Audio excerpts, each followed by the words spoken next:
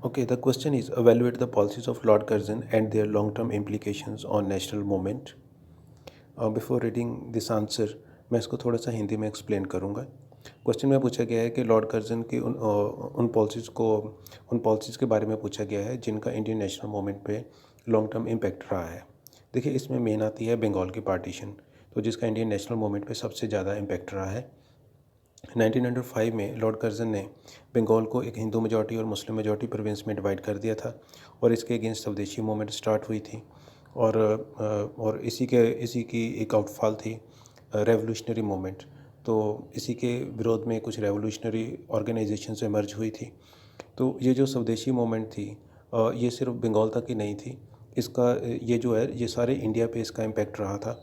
और ये जो रेवोल्यूशनरी ऑर्गेनाइजेशन जो बंगाल में इमर्ज हुई थी, ये लेटर ऑन कंट्री के दूसरे पार्ट्स में जैसे पंजाब में और कुछ और पार्ट्स में भी ये स्प्रेड हो गई थी और इन्होंने भी इंडियन नेशनल मूवमेंट में इम्पॉर्टेंट रोल प्ले किया था।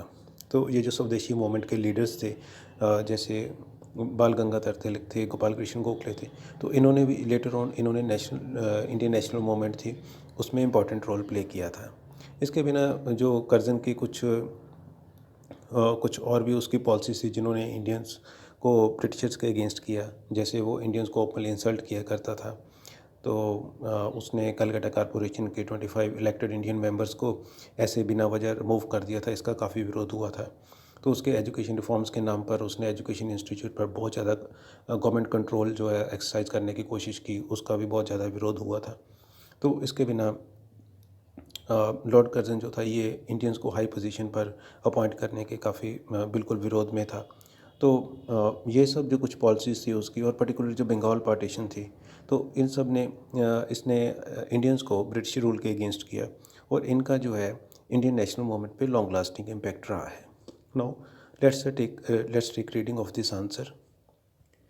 In 1905, Lord Curzon partitioned Bengal into a Hindu majority and a Muslim majority province. This act was seen as to create divide between Hindu and Muslim Bengalis. Curzon's this decision led to Swadeshi movement and emergence of revolutionary organizations in Bengal, which had long-lasting effect on Indian national movement. Anti-British protests against Bengal partition took national character. The leaders of the Swadeshi movement like Bal Gangadhar Tilak, Gopal Krishan Gokhale, Dadabhai Naoroji played an important role in the national movement. The armed revolutionary movement that emerged in Bengal after 1905 soon spread to Punjab and other parts of country and played an important role in national movement.